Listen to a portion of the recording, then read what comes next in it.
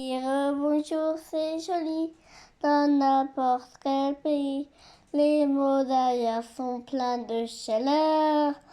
Mais la langue universelle, oui, la langue la plus belle, est celle qu'on parle avec son cœur. Bonjour tout le monde, ici c'est Veitiare et je suis ravie d'être une nouvelle fois avec vous. Je vous ai amené dans mon aire de bivouac avec les oiseaux qui chantent. Je vous fais écouter, voir un petit peu. Il y a un peu de soleil ici. Voilà. Donc ceci étant dit, je reviens vers vous pour parler du couple. Ça peut être le couple amoureux, mais ça peut être le couple amical, le couple familial, le couple collègue.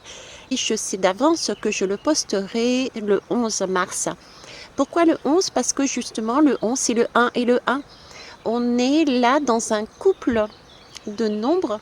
Je ne sais jamais si c'est nombre ou chiffre, c'est pas grave.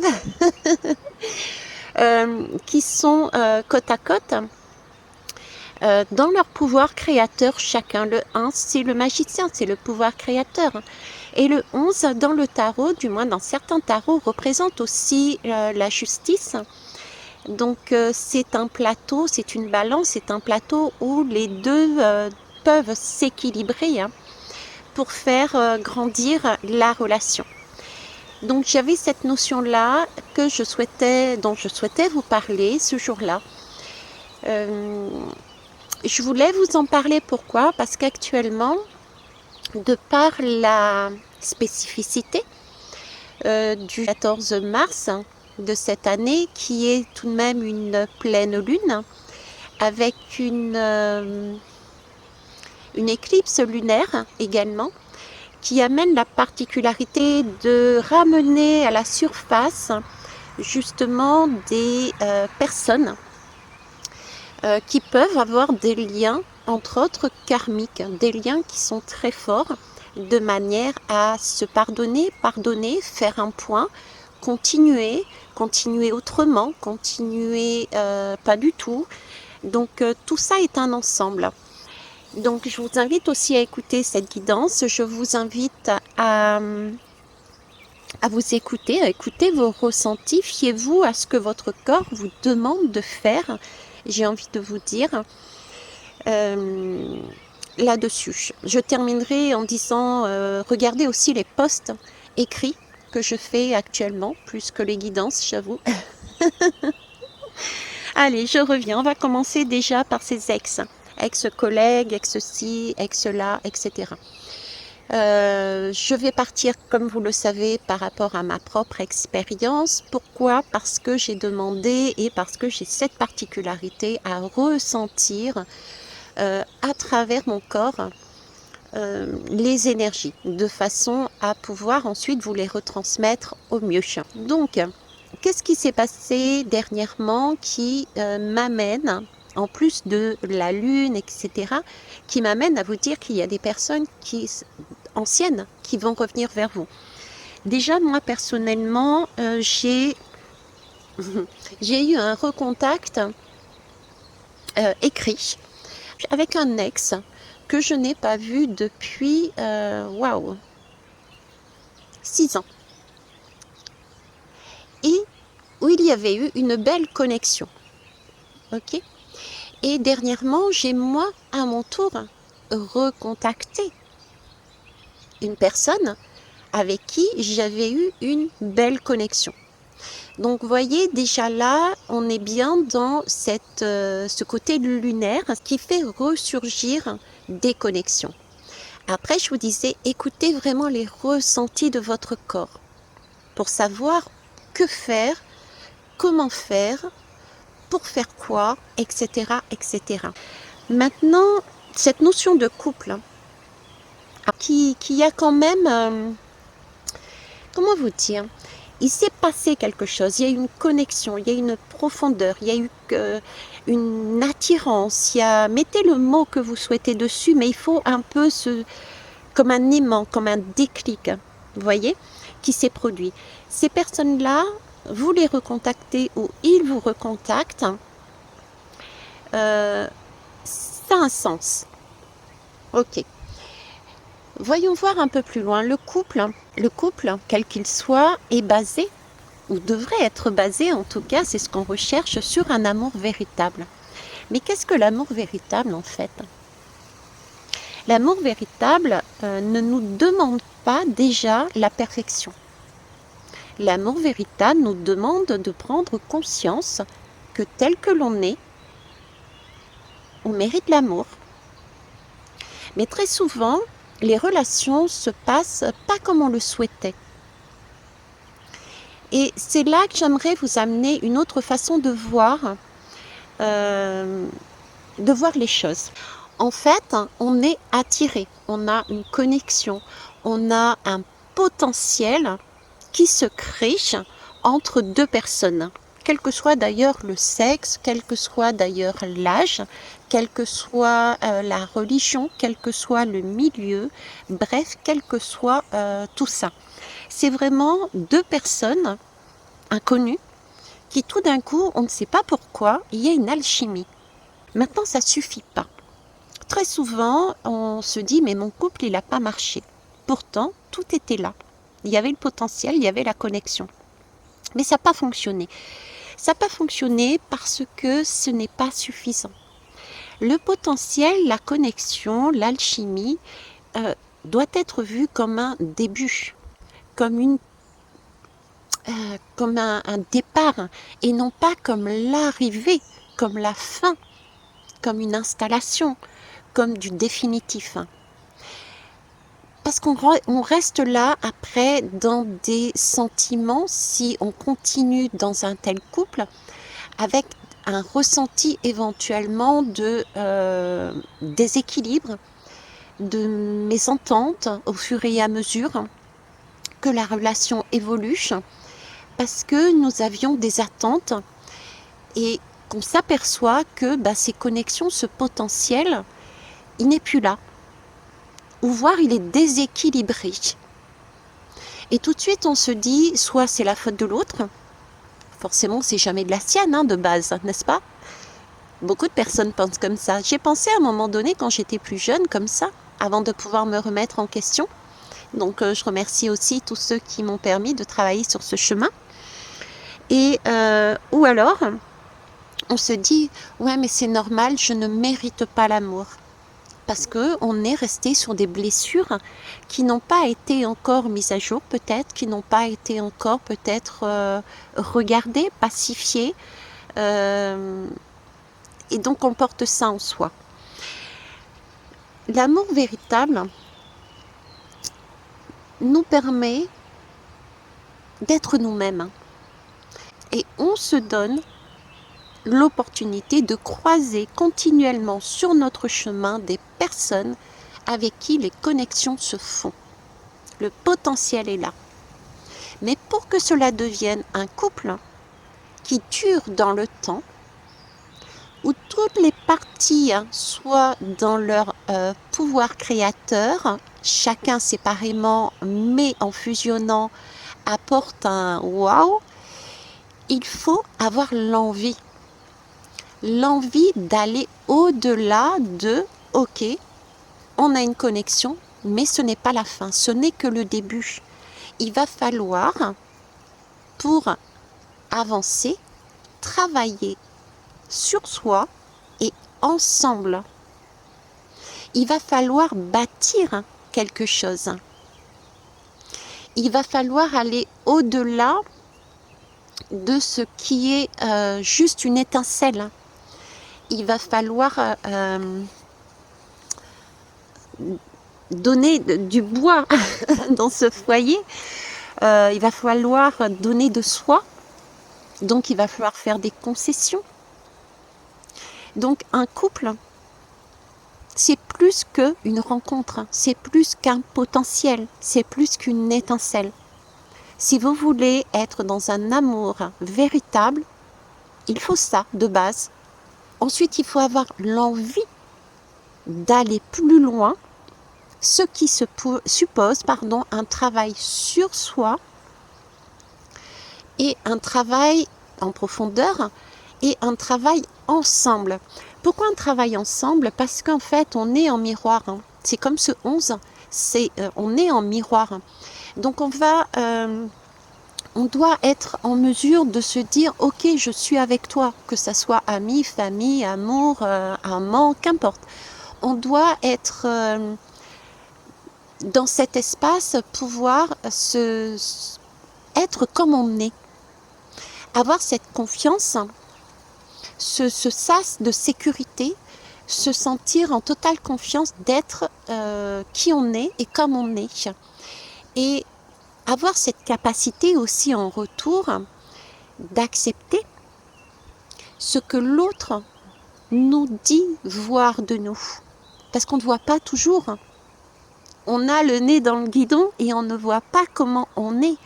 Donc la personne qui vous dit, bah, voilà ce que je ressens quand tu me dis ça, voilà, c'est une façon de dire, bah, Veitiare, tu n'as pas encore vu cette blessure, il serait bon de la traiter, de voir qu'est-ce que tu peux en faire avec, parce qu'elle m'impacte. Et en m'impactant, il y a un début de déséquilibre.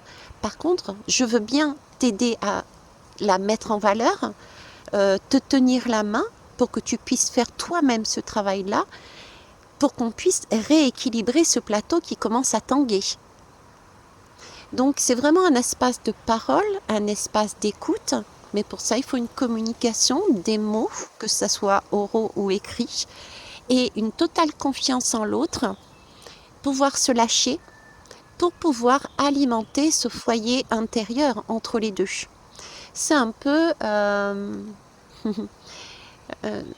c'est un peu l'âtre de la maison. C'est vraiment un projet magnifique. Et ce qui est important de comprendre dans cette façon de voir, c'est une opportunité de se grandir soi-même et de grandir avec un autre ou une autre.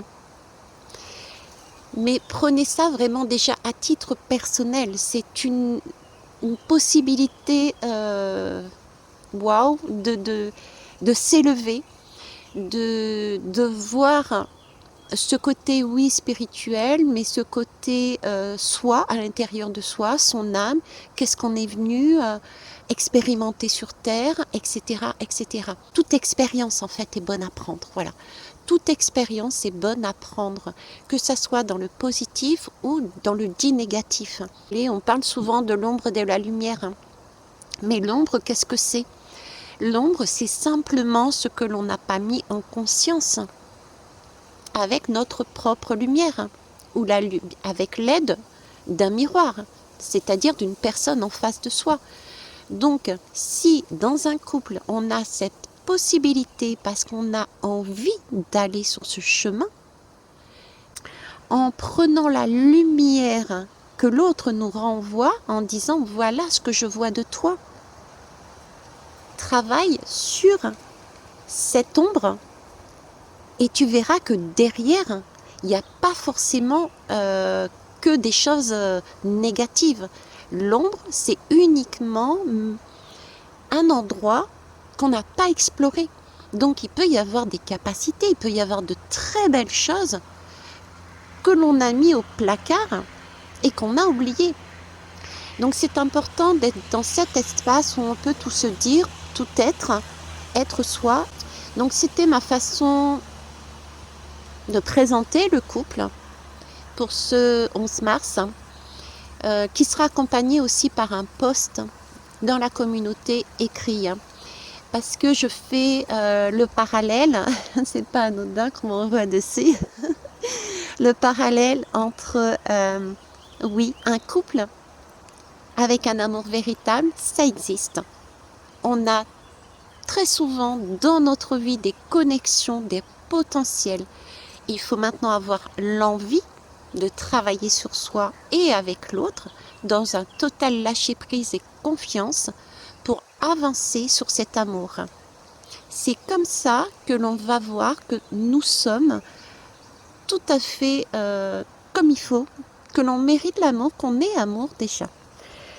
En faisant le rapprochement avec le post écrit également dans la communauté, vous verrez qu'il est important de préserver le feu sacré que l'on a en nous, préserver l'énergie vitale que l'on a en nous, préserver aussi cette kundalini que l'on a en nous, de façon à pouvoir grandir soi-même. Il ne s'agit pas de... c'est pas des Kleenex. Un couple, quel qu'il soit, n'est pas un Kleenex. Un couple doit être, pour être dans un amour véritable, doit être sur ce schéma. Connexion, envie, travail, partage, lâcher prise, amour. Si ça ne fonctionne pas parce qu'il n'y a pas eu tout le reste et qu'on jette, on est en train de distribuer et de perdre au fur et à mesure son énergie. On est en train de perdre son amour, on est en train de perdre sa foi, on est en train de perdre pas mal de choses parce qu'on dilue tout autour et au fur et à mesure, on manque de courage, on manque de foi en soi, on commence à se dévaloriser. Donc il est important aussi de comprendre que l'amour est sacré et qu'il est important de préserver ces belles énergies que l'on porte en soi. Et ceux et celles qui ne l'ont pas encore découvert le découvriront s'ils sont sur ce schéma. Ok, potentialité, connexion avec cette personne, qu'est-ce que je fais? Est-ce que j'ai envie d'aller plus loin et de travailler à un équilibre avec cette personne et moi? Et là, vous verrez que vous découvrirez ces belles choses. Et si je vous en reparle de cette façon aussi, pour finir, vous avez des choix à chaque fois à faire. Qu'est-ce que je fais? Qu'est-ce que je vais faire? Qu'est-ce qui vient à moi? Qu'est-ce qu'on me propose? Est-ce que je suis en accord? Est-ce que, ok, il y a une connexion, mais où je vais? Est-ce que j'ai l'envie? Est-ce que j'ai envie de travailler avec cette personne? Est-ce que je peux être totalement moi avec cette personne? Est-ce que j'ai cette possibilité d'avoir une totale confiance, d'être moi? Ce sont toutes ces questions-là que vous allez éventuellement devoir vous poser dans cette période de lunaison, de cette période d'éclipse qui va durer tout de même jusqu'à mi-avril. Je vous avais parlé de ces dates, mars-avril, mais avec aussi les éclipses suivantes qui vont agir d'une manière différente sur le choix que vous avez fait, mais qui auront tout autant la même importance. Donc écoutez bien votre corps, suivez votre intuition, suivez vos ressentis et posez-vous les bonnes questions. Prenez un temps de recul s'il le faut, posez-vous et ensuite faites votre choix. Ne fermez pas la porte. J'ai envie de dire, une fois que vous avez choisi, ne fermez pas non plus la porte trop tôt, prenez le temps d'expérimenter. Parce que vous verrez que très souvent, il peut y avoir des bugs dans le système, parce que c'est un apprentissage. Apprendre à se faire confiance, c'est pas aussi simple que ça.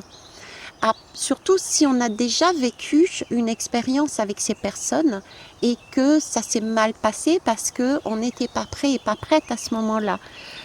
Et justement, cet écart qu'il y a eu, ce temps qu'il y a eu entre la première expérience et maintenant, c'est peut-être aussi ce temps où on a chacun travaillé sur soi. Donc ne partez pas du principe que la personne est restée dans le même schéma. Voyez ce que ça donne. Créer une opportunité à la personne de découvrir peut-être comment vous avez changé et comment elle a changé. Et une fois que votre choix est fait, prenez le temps d'apprendre à vous synchroniser, à vous découvrir, à vous comprendre, à poser des mots, à poser des actes ensemble. Parce que pour moi, ces connexions particulières, si elles sont si fortes, si elles ont autant de potentiel, et de potentialité de découvrir cet amour véritable, c'est parce que justement nous sommes complémentaires. On s'attire quelque part et en même temps on se repousse. C'est un aimant qui nous amène vers l'autre et qui parfois nous repousse parce qu'il y a quelque chose à faire et à voir ensemble du fait du jeu de miroir. Donc il peut y avoir énormément de différences, on n'a pas l'habitude et c'est là qu'il va falloir vaincre sa peur, voire même aller la voir cette peur et aller vers ce type d'amour qu'il nous faut ramener justement en soi et qu'il nous faut ramener sur terre. C'est mon côté les lunettes roses, mais tout en étant consciente que ce n'est pas facile à faire et qu'il ne faut pas lâcher prise et qu'il faut s'investir. Voilà, je vous propose de vous laisser là tout simplement et d'aller compléter cette guidance avec le post dans la communauté. Je vous embrasse et je vous kiss et je vous love. Bisous, bye bye. Dire bonjour, c'est joli, dans n'importe quel pays. Les mots derrière sont pleins de chaleur. Mais la langue universelle, oui, la langue la plus belle, est celle qu'on parle avec son cœur.